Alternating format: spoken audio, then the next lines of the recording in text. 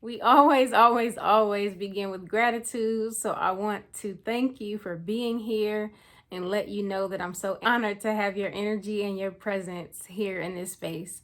I'm LA, also known as the Holistic Wellness Therapreneur and the creator of this channel, Reconnect with You. I want to extend a warm welcome and a hug to you if you are new here. If you are returning, welcome back. If my vibe and energy or any of the contents of my channel resonate with you, please remember to like, share, and subscribe to the channel. So, are you ready to reconnect with you? If so, come on in and get comfortable, wherever getting comfortable looks and feels like for you.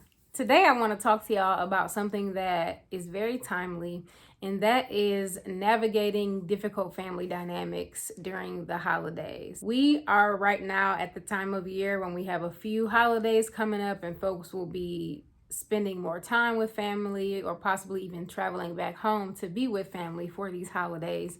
So I wanted to share with y'all a few tips that you can use to help you to navigate the holiday season if you do have difficult family dynamics, and do so in a healthy way and in a way that feels safe and feels comfortable for you. Tip number 1, dedicate time to check in with yourself or schedule self check-ins. What I mean by that is pausing, taking a break to ask yourself, how am I feeling right now? Is there anything that is coming up for me in my body? Do I need to take a break? And so having some type of way to check in with yourself.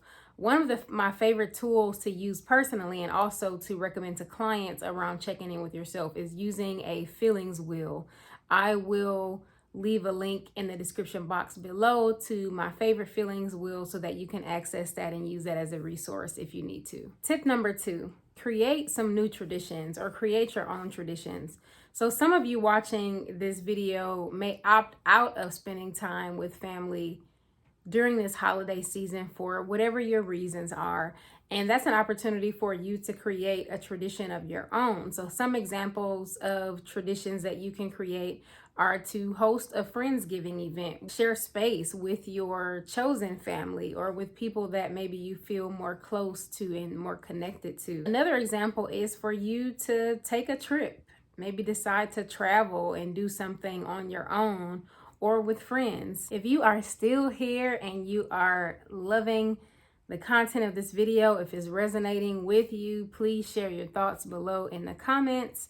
And don't forget to subscribe to the channel and share it with a friend. Tip number 3, take a break. So some ways that you can take breaks is you can step outside and get some fresh air. You can also go to the restroom if you feel like you need to remove yourself from the group temporarily. Another way of taking a break or having an exit strategy rather is for you to decide ahead of time what time you are going to leave. So let's say your family dinner normally starts at 5 o'clock. You may say to yourself, okay, I only have the bandwidth to be in this space or to share space with my family for an hour or 2 hours. And you can even communicate that ahead of time to kind of set that boundary if you feel like that will make leaving when it's time to do so easier for you. Tip number 4 is boundary setting.